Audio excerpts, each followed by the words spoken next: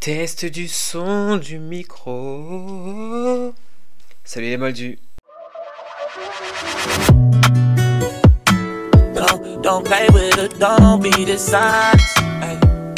J'espère que vous allez tous, toutes et tous bien.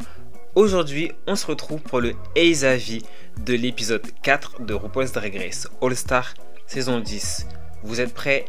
C'est parti. Bon, l'heure est arrivée, le bracket 2 est dans la place. Et pour l'instant, alors c'est que le premier épisode sur 3 pour ce bracket, mais pour l'instant, les craintes que j'avais se sont réalisées. En un épisode, les craintes que j'avais se sont déjà réalisées, donc j'ai peur pour la suite. Quelles sont ces craintes? Je vous les partage immédiatement. Du moins, je vous les repartage puisque je vous avais déjà fait écho de quelques peurs que j'avais dans le dernier Ace Avis et dans mes vidéos TikTok. Déjà, d'une manière globale, ça va être plus compliqué de juger pour l'instant le bracket number 2 par rapport au number 1, parce que le number 1, on avait eu 2 épisodes sur 3 d'un coup, donc on avait déjà beaucoup plus de matière. Pour l'instant, puisque pour juger d'une manière globale l'ambiance du groupe, il y a très peu de matière. Pour l'instant, le bracket number 2, il y a une cohésion, enfin il y a quelque chose, mais là où le bracket number 1, t'avais Aja qui connaissait Olivia, qui pouvait être associé avec déjà ceci, cela. Dans le bracket number 2, je vois un peu plus je vois moins de groupes potentiels. Parce que, enfin, peut y avoir des duos en mode, comment elle s'appelle? En mode Carrie, Georges, ou Lydia Tina, comme il y a un peu, et Isabelle. Pourquoi j'appelle Isabelle? Et Mistress et Nicole. Mais c'est un peu ce qui se passe. Mais c'est moins flagrant, moins naturel, enfin moins organique si je puis dire que le bracket number 1. En tout cas, du coup, pour l'instant, l'énergie générale du bracket number 2, je le trouve... Il est là, il y a quelque chose, mais comme je dis, c'est moins naturel, c'est moins fluide que pour le bracket number 1. Mais bon, c'est que le premier épisode, on verra ce qui se passe. Enfin, on verra en tout cas si ça évolue. Je vais arrêter de taper dans mon micro. Je disais, on verra comment ça évolue dans les épisodes qui arrivent. Et le fait d'avoir également un seul épisode pour l'instant pour juger un peu la storyline des girls, c'est compliqué. Ce que j'ai noté pour l'instant, c'est Mistress Shady. Pour l'instant, sa storyline ne change pas. Ça reste la Mistress sur d'elle, Shady gratuitement. D'ailleurs, avant même de développer sur ce point-là, je vais revenir un petit peu en arrière parce que le fait de parler de Mistress, ça m'a remémoré ça. Le drama Mistress et Tina. En fait, c'est vraiment une chose que je trouve un peu hypocrite dans le fandom. Il y a eu le mini drama Tina et Mistress, puisque voilà, Tina, Mistress qui a dit Hello World avec la photo de Tina qui était pas du tout flatteuse, voilà, ceci, cela, machin, cacaquin. Et là maintenant je vois sur les réseaux, sur X ou sur Insta ou sur quoi, des gens reprendre la photo de Tina, cette dite photo, et faire la même chose, dire Hey Kingdom ou Hey bonjour ou quoi, enfin voilà. Et en fait, alors peut-être que Tina était en mode voilà, fais faire allez-y, voilà, mais je trouve ça déjà, enfin, ça arrive, ou en tout cas les gens se permettent ça juste parce qu'en fait c'est Tina et que c'est pas une go hype de Drag Race. Dans le sens où ça aurait été une go comme Plastic, ça aurait été une go comme Georges, ça aurait été une go comme, je sais pas, une go in, enfin une go considérée in ou très très appréciée par le fandom, jamais ce serait permis ça, mais là parce que c'est Tina ça passe, et je trouve ça pas cute parce que ce que tu ferais pas pour une queen, pourquoi tu le fais avec elle? Vous voyez, enfin, après c'est rien en soi, mais genre Tina elle a des photos, elle est magnifique, donc pourquoi est-ce que vous voulez pas prendre une de ces photos là? Oui, je sais que le but de base c'était justement c'est la blague en mode Hello World, allez voir une photo d'une personne en mode un peu questionable, je sais que c'est ça le truc, mais là le fait c'était marrant au début, mais là en fait ça, je suis en mode abusez pas, on a compris, voilà, il y a eu drama, machin, vous refaites, abusez pas. Surtout que encore une fois, si ça aurait été votre go à vous, genre une go que vous soutenez ou une go qui serait vraiment likée de ouf dans Drag Race, qui serait aimée de ouf dans Drag Race, il aurait pas fait, vous aurez vraiment arrêté, c'est pas cool et tout. Alors quand peut-être qu'il y a des gens qui ont dit arrêtez, c'est pas cool, mais j'ai pas vu. Voilà, parenthèse fermée. Du coup, je disais Mistress, pour l'instant storyline comme d'habitude, Shady Boots. Shady Boots, on verra bien si ça évolue par la suite. Spoiler alerte, ce qui n'est pas vraiment un spoiler, mais pour dire que je pense pas trop que ça risque de changer. Je vois pas qu'est-ce qu'ils peuvent apporter à la storyline de Mistress ou comment ils peuvent diriger le truc. En tout cas, on verra bien. Ensuite, nous avons Miss Carrie Colby de Doll. Et c'est ce que j'ai marqué. The Doll. Pour l'instant, same. que Mistress. C'est un peu la même énergie que dans sa saison. She's pretty, she's beautiful, she's gorgeous. Mais pour l'instant, rien d'autre. À voir si ça va évoluer. J'espère pour elle, puisque si elle a la même storyline que dans sa saison, et qui était son défaut, entre guillemets, de absolument vouloir être tout le temps trop belle. Mais bon, on verra bien ça aussi. Ensuite, Miss Georges, pour l'instant, ce que j'ai noté invisible. Elle est là, on l'a vu, mais ses interventions, elle était clairement pas, elle était pas filaire dans l'épisode, genre. C'était pas du tout elle qui était au centre de l'épisode. Donc on l'a un peu vu, c'est un peu comme Carrie, on l'a un peu vu par-ci par-là en assaisonnement. Mais c'était en assaisonnement sel poivre. C'était rien de bien. Voilà, donc est-ce que ça va changer? Bah j'espère pour elle, parce que bon, je sais pas, je me suis pas spoil, donc je sais pas si elle va être, ça va aller en semi, etc., etc. Mais je me dis que si tu reviens après All Star 9 dans All Star 10 pour faire 3 épisodes où on ne voit pas grand chose, ma belle, ¿por qué? Littéralement pourquoi, genre. Mais bon, encore une fois, on verra bien. Ensuite, nous avons Tina et Lydia que j'ai mis un peu ensemble. Pour l'instant, ils ont un peu la même storyline où il n'y avait pas vraiment un fil. Enfin, on voit pas trop où ça va aller. Enfin, bon, Tina voulait avoir sa victoire, sa première victoire. Bon, spoiler alerte, elle l'a eu. Mais malgré ça, enfin, c'était pas comme si c'était sa storyline en mode je veux ma victoire. Je sais pas, elle et Lydia, je les vois un peu. Voilà, elles sont là, vraiment en mode au jour le jour, sans vraiment de réelle storyline, un peu épisode par épisode. Enfin, c'est ce que je pense, en tout cas avec ce que j'ai vu de l'épisode 1, on verra si ça continue dans l'épisode 2. Mais je sens pas un début de storyline particulier pour Lydia et Miss Tina Burner. Et ensuite, pour finir, the icon, the legend, the star, the statement, Nicole Paige Brooks. Ça va être la narratrice. La narratrice du bracket number 2. Elle est shady. En fait, c'est vraiment elle me donne vraiment l'énergie d'une tantine, avec vraiment une tantine dans le monde de nos jours, ça se dit pas. En tout cas, une tantine avec les, j'ai pas le mot, mais avec le matériel, avec les, putain, j'ai pas le mot. Ça va venir. Genre une tantine avec les, genre voilà, une tantine qui découvre le monde Jones. Avec des gros guillemets, je sais pas, attends, j'ai la phrase au bord de la langue, mais peut-être en anglais. Genre vraiment, Nicole me donne l'énergie de la cool aunt. En mode vraiment la tantine, mais genre la tantine qu'on a déplacée dans son mood, donc de la saison 2 de Drag Race, la saison 2 ou 3, la saison 2, et qu'on a posé, pouf, All Star 10. Je sais pas combien de temps d'années après. Donc tu vois qu'elle est là un peu avec ses codes à elle de l'ancien drag. Donc elle est un peu là, elle essaie de renouveler, et puis elle est là. Et puis son caractère, elle est vraiment en mode boubou, genre vraiment comme les anciens Drag Race. Donc ça me fait rire en fait. Elle est un peu anachronique. Pour ceux qui ne savent pas, anachronique, c'est un élément. C'est comme si dans. C'est comme quand tu vois. Bah, je crois d'ailleurs qu'il y a cette erreur là dans le film. C'est comme si dans Le Seigneur des Anneaux, tu vois un avion passer dans le ciel. C'est anachronique puisqu'ils sont censés être dans une époque avant la nôtre. Donc les avions ne sont pas censés exister. Ouais, c'est ce genre de truc là, un anachronisme. C'est quand il y a deux éléments d'une temporalité différente qui se retrouvent au même endroit, au même moment. C'est comme si il y a un film sur la préhistoire et vous voyez une voiture. Vous allez être en mode what the fuck is going on over there? Voilà. Parenthèse fermée. Du coup, voilà, Nicole, c'est vraiment un peu l'ovni. En mode pouf, on l'a posé là. Elle a vraiment. Ce que j'espérais. En fait, Nicole apporte au bracket 2 ce que j'espérais que Phoenix apporte au bracket 1. Ça veut dire le mood d'antan.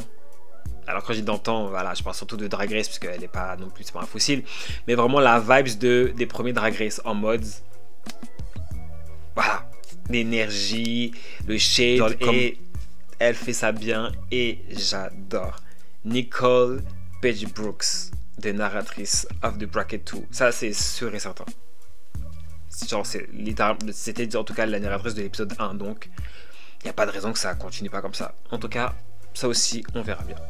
Le challenge pour le bracket number 2, le premier challenge, le premier maxi challenge, était un ball, un 8 ball. Donc les queens devaient chacune faire une tenue avec les 8 éléments qu'elles avaient dans leur boule, donc dans leur 8 boules, enfin dans leur boule 8. C'est la même chose, mais en anglais ça passe mieux. En anglais ça passe mieux. Dans leur 8 ball. Et elles devaient absolument tout utiliser. Alors j'ai trouvé le challenge bien. Alors, vraiment génial. Aléatoire. Bon, sur l'aléatoire dans Drag Race, toujours un peu... mais en tout cas, aléatoire. Et le fait que elles doivent utiliser les 8 éléments, et les éléments, c'est des éléments random, genre Tina qui a un truc de lampe et tout, c'est juste génial, c'est juste vraiment, c'est un mood, et devrait avoir des balls plus dans ce mood là. Après c'est plus compliqué, je sais, dans les saisons classiques où elles sont 47 000, mais là en tout cas, c'était à mes yeux l'une des meilleures idées de ball qu'on ait eu dans Drag Race, de ma mémoire en tout cas. Ouais. Du coup, on ne va pas échapper à la règle. Je vais noter sur 5 étoiles les looks de la semaine qui sont aussi les looks du Maxi Challenge du bracket number 2. Donc, hop, petit téléphone, c'est parti. Vous aurez la photo ici. Moi, je regarde en bas comme d'habitude. Du coup, première photo, Nicole Paige Brooks. Nicole Paige Brooks, je lui mets la note de 2 étoiles sur 5. She tried. Elle a essayé de donner quelque chose. C'est un début de quelque chose, mais c'est que le début, malheureusement. C'est pas laid en soi en termes de construction. C'est juste basic as hell. Et fait un peu de bric-à-brac. Et ça se voit un peu. Mais c'est pas laid. Je vois, genre, je me dis que tu peux elevate le look facilement. Genre, tu prends exactement le même truc. Et je vois comment tu peux elevate un petit peu le look. Donc, c'est pour ça que je mets 2 étoiles sur 5 et pas moins pour Miss Nicole Paige Brooks. Nous continuons ensuite avec Miss Georges. Pour Miss Georges, je lui mettrai 2 étoiles et demie sur 5. Pourquoi 2 étoiles et demie? Ce qui la sauve pour moi, ce sont les couleurs. Bon, après c'est pas sa faute, c'est pas elle qui a choisi, mais bon, le hasard la sauve pour ce coup là. Le orange, le noir, le blanc, tout ça, je trouve que ce sont des couleurs qui vont bien ensemble. Pourquoi je lui mets si peu de notes? C'est que, alors oui, c'est très basique, mais en fait c'est vraiment... En fait, pareil, je vois comment on peut elevate ce look-là, mais ça me donne encore un peu... On est encore un peu, pour moi, dans l'esprit hodgepodge. Dans l'esprit un peu... Mon outfit est bric-à-brac et bricolé. Là, on est encore un peu comme avec Nicole Paige Brooks. On est encore un peu dans le mood un peu bricolé. Genre, ça me... Je sais pas, c'est un... je peux dire que c'est un peu grossier, c'est un peu beaucoup, mais je sais pas, il y a... Ça me... Il manque encore un petit truc, un petit quelque chose, ou peut-être la manière de faire, de mettre... Je sais pas. Pour faire un peu moins bricolé. Mais voilà, 2 étoiles et demie sur 5 qui reste... C'est pas une note incroyable, mais c'est la moyenne, donc c'est pas mal. Ensuite, pour Miss Kerri Colby, je mettrai à Kerri Colby la note de 3 étoiles et demie sur 5. Le look est basique as hell, mais très très simple, très très bien construit. Elle le serve. Vraiment, c'est un look. Je vais m'inspirer de ce look là. Quand il fera plus chaud, je ferai un look inspiré de ça. Parce qu'en fait, c'est simple et fucking efficace. Ça rentre dans sa DA. J'aime trop la construction qu'elle a faite sur sa tête là. L'idée d'avoir le truc tressé et après d'avoir collé comme ça et tout machin. Je trouve ça dingue. La couleur un peu jeans avec chocolat façon, ça se marie bien. Le truc en bas en mode jupe effilé façon et tout ça, ça fonctionne de ouf. Franchement, le look très très simple Mais voilà, ce qui fait que elle soit pas dans le top, c'est que les autres étaient meilleurs et que la construction reste quand même très très faible. Mais pour moi là, justement, comme j'ai dit tout à l'heure avec le look de Georges, on était un peu dans le bric-à-brac, enfin où on voyait encore un peu le côté DIY, genre là vraiment Carrie, je suis en mode ok, ça reste du DIY, mais il y a une, je sais pas si vous voyez ce que je veux dire, il y a un petit côté un peu plus elle a réussi pour moi à pencher du côté un peu plus voilà, c'est du DIY, mais je sais pas trop comment expliquer, mais bon, vous avez compris. Si vous n'avez pas compris, bah tant pis pour vous. Ah là là. Ensuite, pour Miss Bicklins, Lydia Bicklins, je lui mettrai la note. Honnêtement, j'hésite. Puisque j'ai préféré le look de Kerry Colby, parce que c'est vraiment dans mon mood aussi, genre ça match avec mon univers drag, ça me parle plus. Mais en termes de construction, il n'y a pas photo, la tenue de Lydia est mieux construite que celle de Kerry. Donc pour ça, je mettrai à Lydia la note de 3, non, la note de 4 étoiles. Quand même, je vais pas commencer à faire des 3,75 et tout, flemme. Mais je mettrai quand même la note de 4 étoiles à Lydia. C'est une tenue qui est dans son mood, dans son univers, qui est bien construite. Alors c'est pas parfait puisque voilà, les gants sont un peu le bas est un peu, le truc rose est un peu rien aussi, mais voilà, dans l'ensemble une belle tenue qui va ensemble, genre enfin c'est pas le fait que le vert et que le rose soit néon et avec le zèbre, ça match, ça me choque pas plus que ça. C'est pas mon look préféré du tout, mais la construction est pas mal, donc c'est pour ça que je mets 4 étoiles à Miss Lydia B. Collins. Passons donc maintenant à Mistress Elizabeth Brooks. Elizabeth, n'importe quoi. Ok. La fatigue. Mistress Elizabeth. C'est quoi ce nom? On l'appelle jamais, on l'appelle toujours Mistress Isabelle. Voilà. Mistress Isabelle Brooks, on va y arriver. Je lui mets la note de 4 étoiles sur 5. Non, de 4 étoiles et demie sur 5. Magnifique. Forcément, de l'imprimé tigre, c'est ça. Juste magnifique. Elle a fait un corset.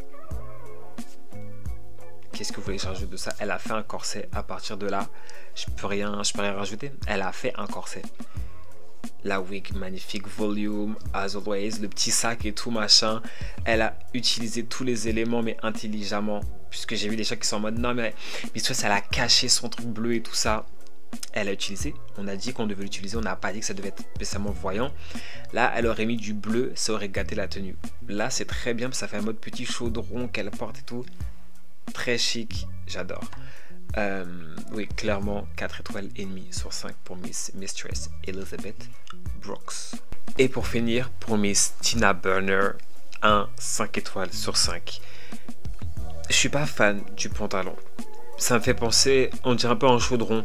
Ça me fait penser au pantalon doré de Leona Winter dans la tenue de l'Olympe ou je sais pas quoi là. Je sais plus c'était quoi le nom du Renouet, mais ça fait penser à son pantalon. Et je n'étais déjà pas fan. Mais en soi, c'est très bien réalisé. Elle a fait un pantalon, elle a fait un manteau, elle a mis une fermeture, elle a mis une doublure, elle a mis de la fausse fourrure. On dirait du prêt-à-porter tellement c'est bien fait. Genre, bon. Pour certaines personnes, ce ne sera pas un compliment, mais là, c'est un compliment. Ça veut dire que, bitch, like, si elle aurait plus de temps, elle aurait fait une collection. Like a collection. Non, vraiment. Tina, wow. Et là encore, par rapport à ce que je disais au début, par rapport à Tina, la photo, tout ça, ça aurait été... Non, on a bien vu l'année dernière quand Plastique a fait l'outfit, tout le monde était là. Waouh, Plastique, oh mon dieu, ouh là là. Alors, c'était, je parle de l'outfit blanc là avec les points là. C'était joli, c'était smart. Mais voilà, c'est enfin, je ne vais pas comparer non plus, mais vous voyez quoi, de ça, deux ambiances, c'est de très beaux outfits, la tenue de Tina a demandé plus niveau pratique, niveau technicité que la tenue de plastique. Alors oui, que certains disent que j'ai préféré, il n'y a pas de souci. Mais encore une fois, les gens sont en mode... Genre, en fait, les gens sont trop timides. Les gens sont trop en mode, oui, c'est joli. Non, c'est pas joli. C'est Ova. La Go, elle a fait ça d'une main. Elle a fait un papier, elle a custom ses chaussures avec... Non, en fait, c'est ça le truc. C'est que, encore une fois, si ça aurait été une autre queen, si ça aurait été une Limone ou une Nymphia Wind ou whatever, les gens auraient sauté au plafond. Je suis pas spécialement fan de la tenue d'une manière générale, mais ça reste pour la construction, pour ce qui est demandé. Girls, like, en fait, c'est ça. On l'a pas assez donné ses fleurs, en fait. Et je sais juste parce que c'est Tina.